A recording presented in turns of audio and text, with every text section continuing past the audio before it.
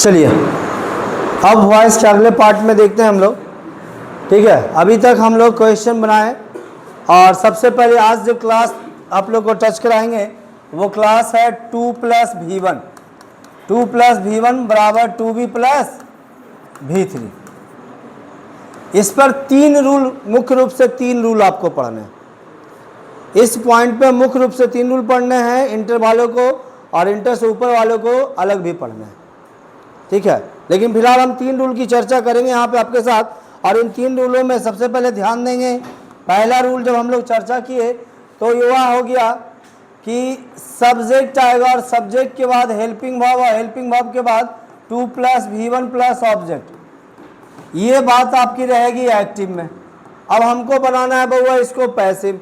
इसको पैसिव बनाना है तो जैसा कि हम लोग जानते हैं कि एक्टिव वॉइस को इधर लेके आएंगे, यानी एक्टिव वॉइस का ऑब्जेक्ट और plus helping verb plus 2 + B + V3 और ज़रूरत के हिसाब से बाई या कोई और अन्य प्रीपोजिशन, उसके बाद एक्टिव वॉइस प्लस यानी एक्टिव वॉइस का object, sorry subject, active voice का सब्जेक्ट। ये तुम्हारा हो गया पैसिव वॉइस, ये तुम्हारा हो गया पैसिव, ये एक्टिव हो गया और ये हो गया तुम्हारा पैसिव। अब ये इसमें कैसे वाक्य रहेगा तो जरा ध्यान से देख लीजिए, इसमें वाक्य कैसे रहेगा। सबसे पहले क्योंकि वाक्य जानना बहुत ही जरूरी है, कैसे वाक्य इसमें रहेगा। अब जैसे मान लीजिए एक वाक्य बोला I am to do it. अब इसको बनाना है पैसिव हुआ। अब इसको पैसिव बनाना है तो जैसा कि आप हम जानते हैं वैसे ही करेंगे। इट इधर आ जाएगा, एक्टिव वॉइस का ऑब्जेक्ट आ गया, हेल्पिंग वर्ब इट के हिसाब से इज होगा और 2 का 2 हो गया और डू का हो गया बी डन, B + V3 यानी टू बी डन और बाई मी बन गया बहुआ। देख लीजिए जो नियम हम लोग पढ़ रहे हैं उसी नियम के आधार पे, इसमें कोई चेंज और परिवर्तन यहाँ पे नहीं है। समझ में आई बात?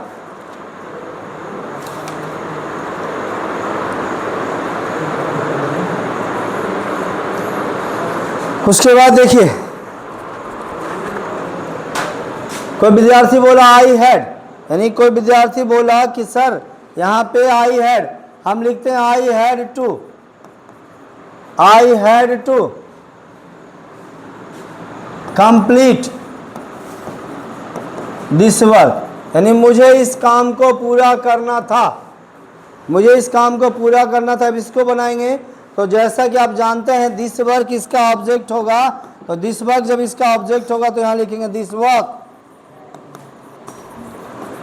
वर्क हैड टू बी और कंप्लीट का V3 हो गया completed, to be completed by me बन गया।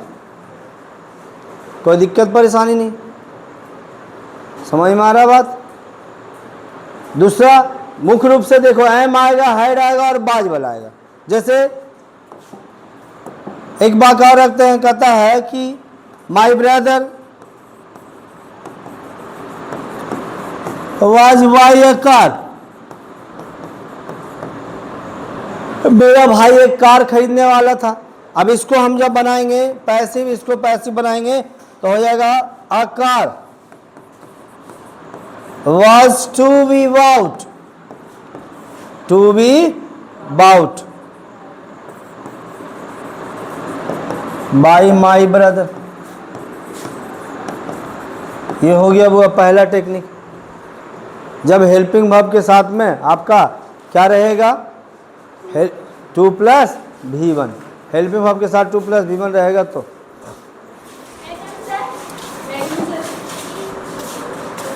इसके दूसरे बात की बात करेंगे, है ना, दूसरी बात की चर्चा करेंगे। इसका दूसरा टेक्निक क्या होगा दूसरे रूल पे, तो दूसरा रूल पे एकदम ध्यान से गौर कीजिए।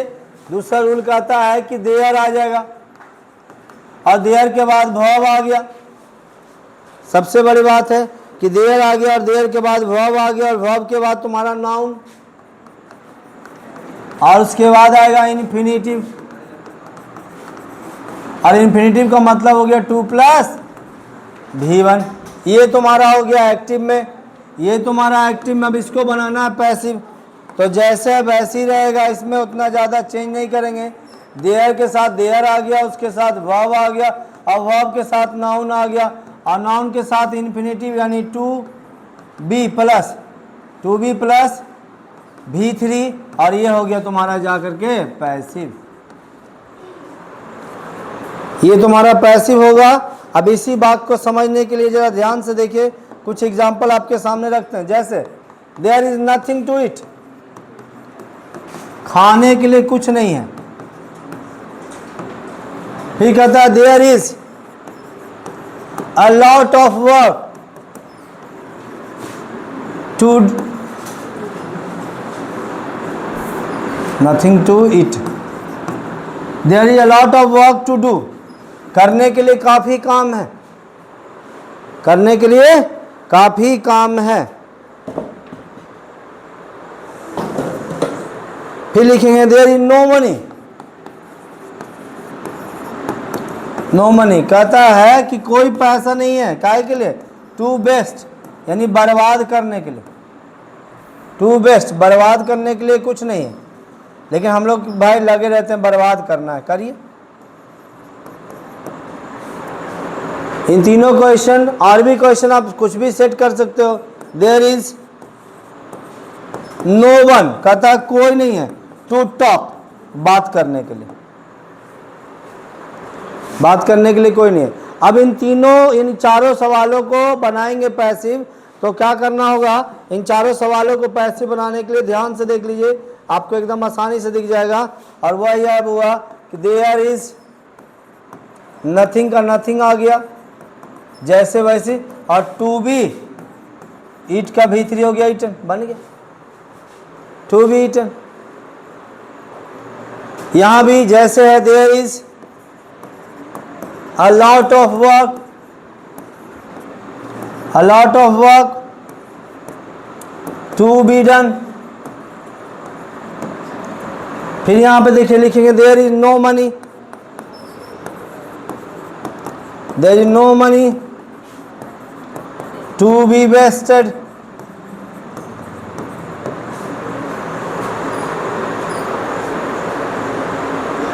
समझ में आई बात। फिर यहां पे लिखेंगे there is no one to talk, to be talked.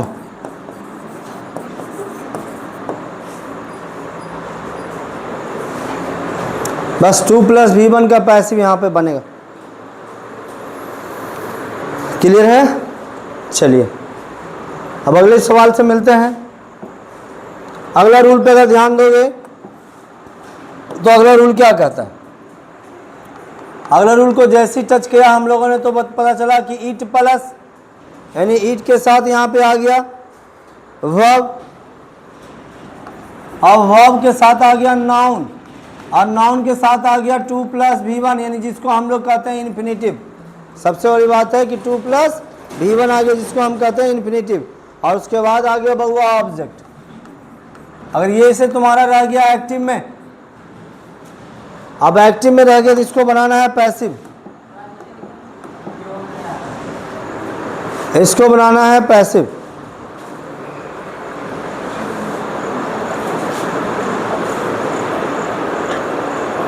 इसको बनाना है पैसिव, तो इसका पैसिव जब करेंगे तो ईट और प्लस वर्ब और प्लस नाउन, यहाँ तक कोई छेड़छाड़ नहीं। उसके बाद क्या करेंगे, इधर आ जाएगा फॉर, और फॉर के बाद आ जाएगा ऑब्जेक्ट, और ऑब्जेक्ट बदल जाए में आ जाएगा 2 + B + V3। जैसा कि हम लोग जानते हैं 2B + V3 होता है 2 + V1 का पैसिव। ये हो गया तुम्हारा पैसिव। अब पैसिव हो गया। अब इसको इसमें कुछ क्वेश्चन देख लेते हैं, बिना क्वेश्चन के तो चल ही है नहीं, बिना क्वेश्चन के तो कुछ होता नहीं है ना। अब देखिए कहता है it is time to take exercise, take exercise. अब इसको हमको बनाना है, क्या हुआ,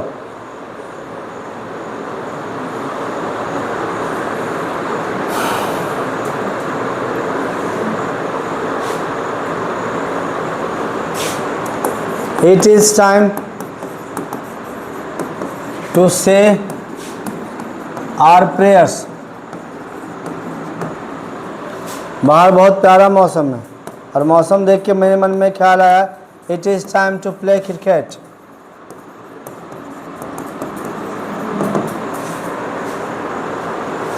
है, चलिए अब इस तरह के वाक्य को हम जब बनाएंगे पैसिव, तो जो रूल हमने बताया है इन सभी रूल्स के अनुसार, इस रूल के अनुसार बनाएंगे तो क्या बनाएंगे, it is time for exercise to be, और टेक का भीतरी टेकन। उसके बाद बन जाएगा यहाँ पे it is time for our prayers to be said, और इसके बाद इसको बनाएंगे तो it is time for cricket to be played. समझ में आई बात? तो ये भी इन्फिनेटिव का मुख्य रूप से आपको पढ़ना था।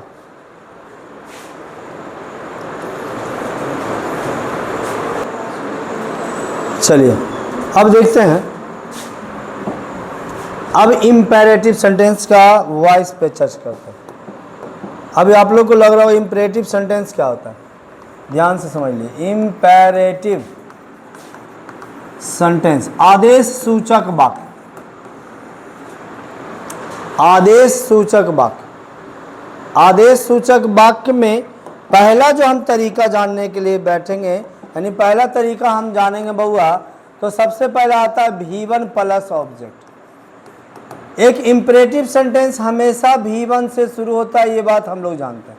एक इम्परेटिव सेंटेंस हमेशा V1 से शुरू होता है। तो इसका हमने बनाया एक्टिव, यानी ये हो गया एक्टिव, और इसको हमको बनाना है पैसिव। तो इसको पैसिव बनाने का पहला जो तरीका है वो तरीका यह है कि लेट, और इस लेट के बाद कर दिया ऑब्जेक्ट, और ऑब्जेक्ट के बाद बी, और बी के बाद ही V1 बदल गया V3 में। ये हो गया इसका passive.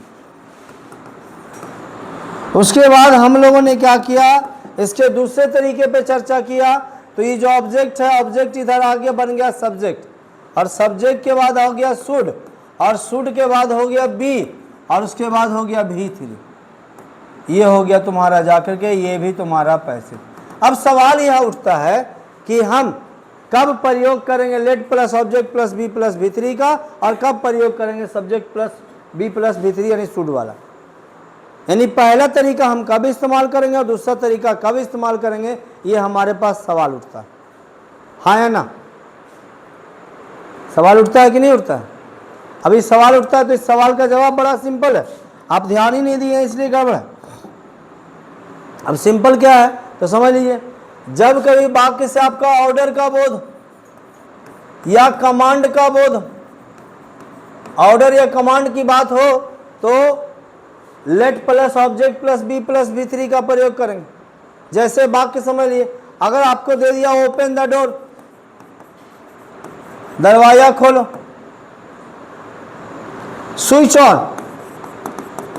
Switch on the fan, पंखा चालू करो।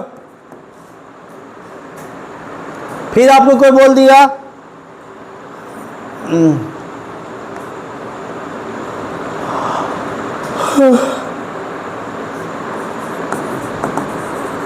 Bring a glass of water, एक गिलास पानी लाओ। इन तीनों वाक्यों को आप गौर से देखिए, तीनों वाक्यों में कहीं ना कहीं आदेश का बोध है, और जब आदेश का बोध है तो इसका पैसिव हम बनाएंगे। तो पैसिव बनाने के लिए आदेश के बोध में हम सबसे पहले किसका प्रयोग करेंगे, तो हम प्रयोग करेंगे लेट का। तो यहाँ लिखेंगे let the door be opened, let the door be opened. समझ में आई बात?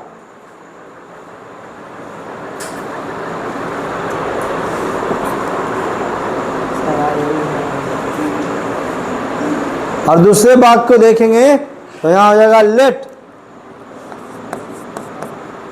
The fan be switched on.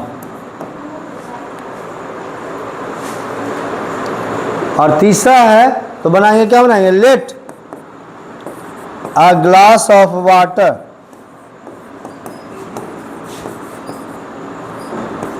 B brought. Bring का V2 V3 होता है ब्राउट, ब्रिंग माने होता है लाना। चलिए तो पहले तरीका लेट वाला जान लिए, दूसरे तरीका पे आते हैं। जैसे दूसरे तरीका पे हम लोग आए तो इसका दूसरा तरीका में, अब देखिए यहीं पे बगल में देखते हैं तो बगल में तो इतना जगह है नहीं, फिर भी जगह देखते हैं, कुछ क्वेश्चन अगर हो जाए तो अच्छी बात है। आइए देखिए सबसे पहले, अब जैसे मान लिया बोला तुमको हेल्प द हेल्पलेस, यानी हेल्पलेस माने हो गया असहाय, असहायों की मदद करो। क्या ये एडवाइस हुआ? हाँ है ना, हाँ है ना। अच्छा ये तो बताया नहीं, यहाँ पे इसमें जो है, यहाँ पे जब हम इसका प्रयोग करेंगे तो वो मुख्य रूप से करेंगे किसके लिए, तो एडवाइस के लिए, एडवाइस के लिए सबसे पहला किसके लिए, एडवाइस के लिए। दूसरा तुम्हारा ड्यूटी की बात करेगा जिसको हम कर्तव्य कहते हैं, और मुख्य रूप से मोरल ड्यूटी। अब हेल्प द हेल्पलेस, ये एडवाइस भी बोल सकते हो और ड्यूटी भी बोल सकते हो। तो जब ड्यूटी भी बोल सकते हो तो इसका जब हम बनाएंगे तो क्या बनाएंगे भाई, तो इसका बनेगा the helpless should be helped, helpless should be helped, कि हेल्पलेस को मदद करना चाहिए। अगर तुमसे कोई बोल दे love your country, love your country, अपने देश से प्रेम करो,